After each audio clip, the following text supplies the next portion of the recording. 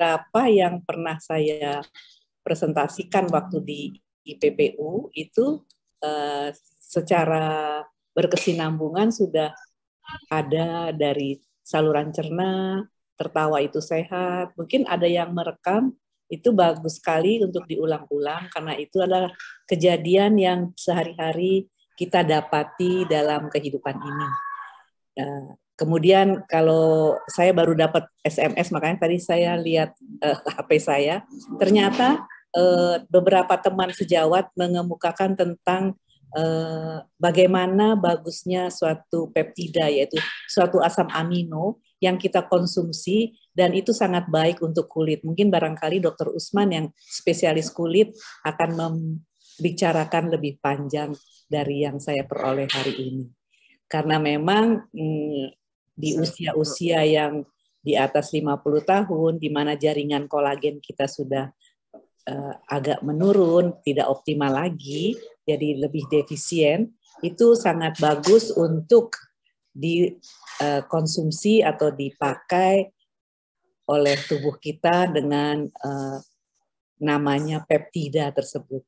Jadi mungkin bisa ditanyakan lebih lanjut kepada Dr. Usman bagaimana pengaruhnya terhadap kulit. Dan memang di luar ini tidak murah. Peptida itu sangat mahal harganya. Di sini disebutkan oleh teman saya, ini berapa harganya? Sekitar 9 juta rupiah. Jadi apakah bisa yang murah? Harga yang fantastis. Iya, jadi memang ini peptida ini adalah ilmu zaman sekarang karena untuk peremajaan daripada kulit. Ya. Bagaimana kalau kita kita kolaborasikan Dr. Usman dan Dr. Dini untuk minggu depan? Tunggu, saya minggu depan bicara di Perhimpunan Dokter Perhimpunan Dokter Indonesia. Saya bicara tentang suatu tumbuhan yang sudah tradisional di Afrika Selatan itu untuk mengobati infeksi dari saluran pernafasan atas, dan ini ada kaitannya dengan kasus-kasus Omikron saat ini. Jadi saya diminta bicara tanggal 3, itu nanti saya posting ininya undangannya pukul 10 sampai pukul 12. Ya. Jadi saya lagi menyiapkan PowerPoint-nya karena saya terus terang tidak pernah menggunakan obat ini, tapi saya melihat dari sudut farmasi. Dan obat ini akan menjadi obat yang dipatenkan di Jerman, karena Jerman itu adalah negara yang 15 tahun lebih awal menggunakan obat-obat dari tumbuhan. Jadi setiap orang yang sakit di Jerman itu, di puskesmasnya, selalu dikasih tumbuhan untuk penanganan awal. Dan kita tidak pernah melakukan itu. Itu bedanya. Jadi Jerman lebih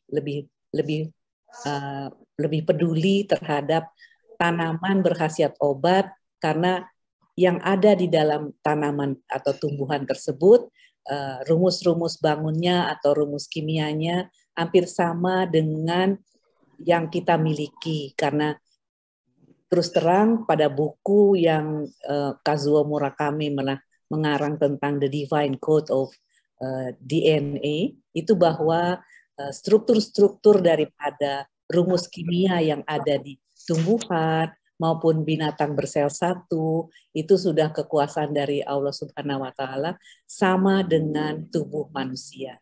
Jadi rumus kimia atau asam amino yang dikandung oleh makhluk yang bersel satu itu mirip manusia.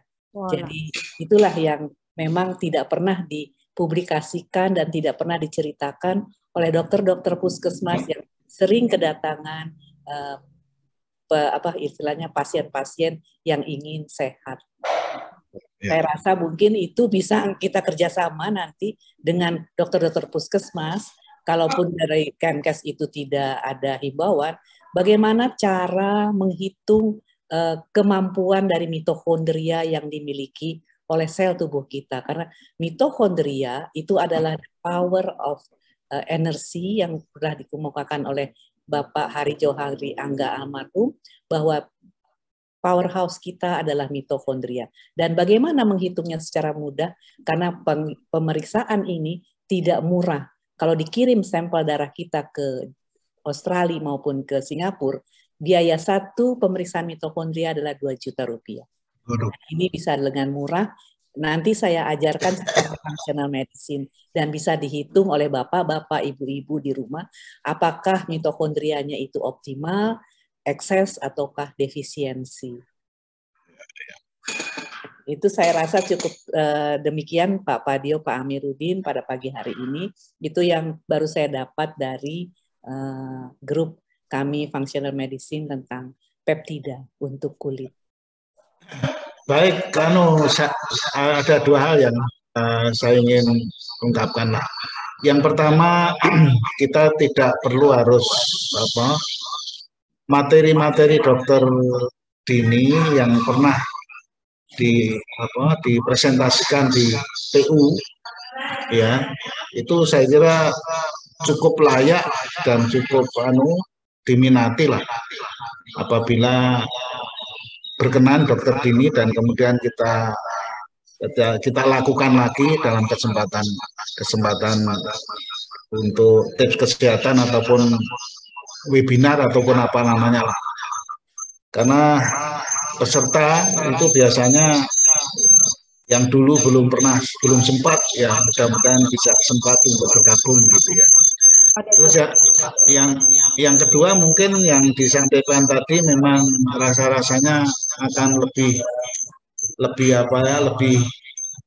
bervariasi ya, bervariasi. Kalau sudah kita memiliki nanti mungkin ada list, ini loh yang pernah kita bahas, kemudian ini mungkin perlu di-refresh, ini mungkin antara ini perlu didetailkan dengan mengkolaborasikan antara dokter Dini sama dokter Rusman, mungkin dokter Dini dengan dokter siapa, mungkin dan sebagainya. Dan tadi karena sudah menyinggung puskesmas, kami sebenarnya sudah beberapa kali approach dengan kepala puskesmas.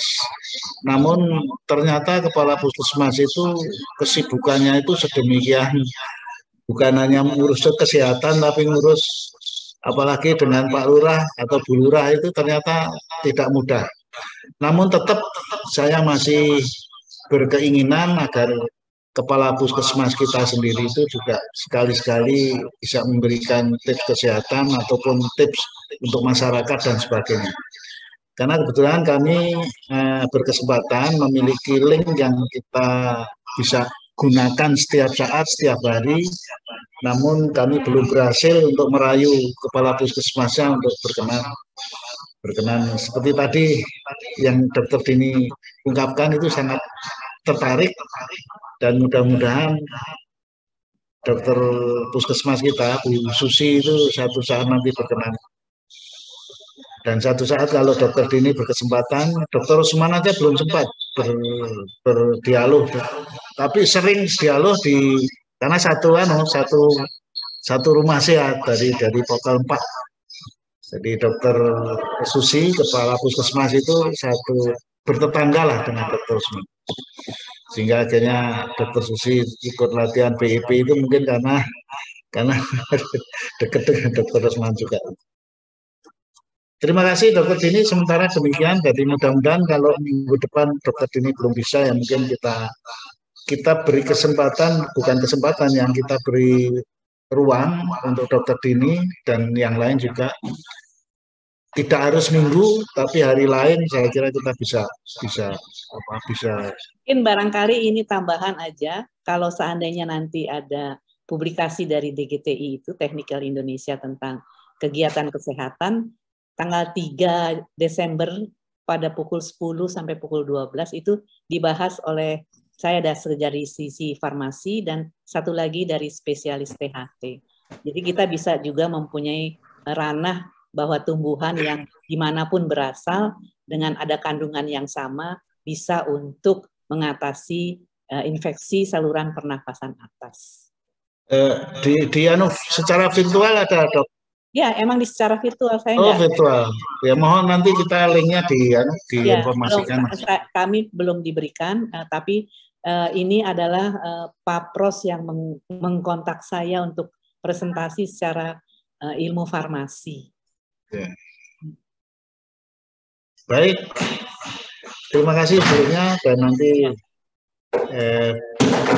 untuk akses kami ya Pak, dengan saya langsung dengan Pak Amir, saya dan Pak Amir bisa dikontak langsung Dokter Dini. Ya, terima kasih matur nuwun Dokter Dini. Terima kasih Dokter Dini. Terima kasih Pak Amir. Sehat-sehat semuanya. Ya, alhamdulillah. Amin. Amin. Amin. Jadi memang olah nafas, olah gerak ini akan membuka rongga dada secara maksimal. Yaitu yang saya kaitkan waktu kemarin dengan Robis Rohli Sodri. Lapangkanlah dadamu sehingga engkau sehat. Baik, terima kasih seperti ini. Terima kasih teman-teman semuanya yang masih bertahan di sini. Dan kami informasikan memang ya di sini ada Dini, 2 Dini tambah 1 Dini, hanya dokter puskesmas di Malakasari juga Dokter Dini namanya. Terus di sini ada Dini Baktiari dan ini Dokter Dini. Jadi dan saya akan menginformasikan secara dini juga bahwa sudah disepakati bahwa kami akan mengadakan syukuran untuk 1000 kali latihan bersama secara virtual itu tanggal 6 Mei, Dok. 6 Mei, lokasinya ada sejumlah calon, karena oleh Pak Iwan diharapkan yang 1000 kali itu di Jawa Barat, itu kandidat paling kuat kelihatannya ke Subang. Kandidat paling kuat, walaupun ada Subang, ada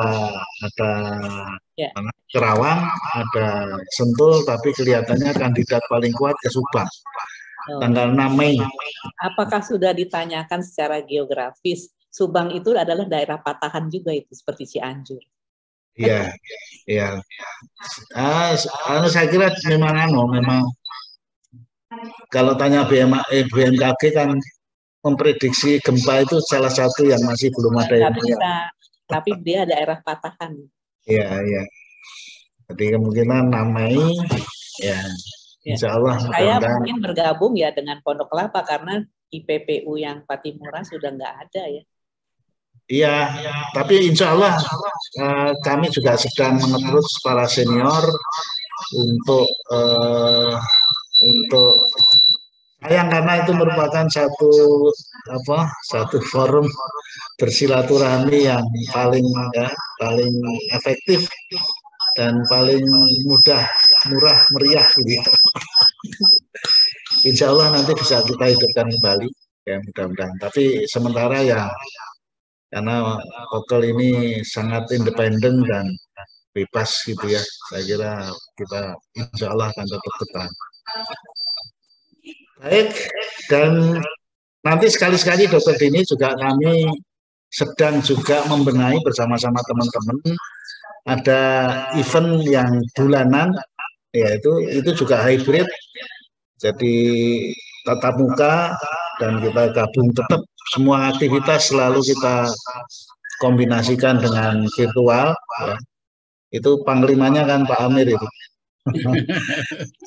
Jadi tetap kita mengadakan bulanan itu ternyata kemarin kehadirannya 206 dan sebenarnya kapasitasnya memang 200, tapi apa boleh buat.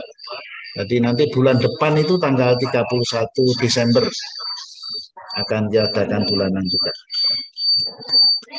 Saya kira sementara itu, terima kasih Dokter Dini. Insya Allah mudah-mudahan kita yang paling penting itu kita semakin sehat, bugar, bahagia, ya, untuk menyongsong 1 abad kemerdekaan Republik Indonesia. Kalau tahun 45 saya berada di mana, walau alam bisawab, mudah-mudahan masih ada di tengah-tengah kita semua. Tapi yang pasti masih di tengah-tengah kita semua, walaupun mungkin alamnya berbeda, itu tidak masalah. Karena kita setelah alam dunia, kita akan memasuki alam barzah sebelum memasuki alam abadi nanti. Jadi mudah-mudahan ya ketemu di alam barzah juga tidak masalah. 45 tahun lagi itu berapa tahun lagi ya? 33. 23 tahun. 23 tahun lagi ya. 23 tahun lagi ya kita ini berada di mana ya walau. Sudah Sampai 100 tahun ketemu. umur kita. Umurnya 100. Ya, sampai ketemu di 1 abad kemerdekaan Republik Indonesia. Yang 31 Desember dulu Pak, ketemu di 100 kali. 1000 kali, 1000 kali 1 Desember. Ya. Baik, terima kasih. Saya lupa ya. Tadi mestinya saya sampaikan tapi nggak apa, telat sedikit, tolong disampaikan. Saya kontak Pak Bet kan susah banget ya. Akhirnya kemarin berhasil dan sudah mendapat informasi yang detail. Yang wafat itu adik iparnya Pak Bet, ya. Adiknya Pak Bet itu tidak sakit, ya. Dan ini masalah meninggal itu kan urusan hak prerogatifnya Allah. Kita tidak akan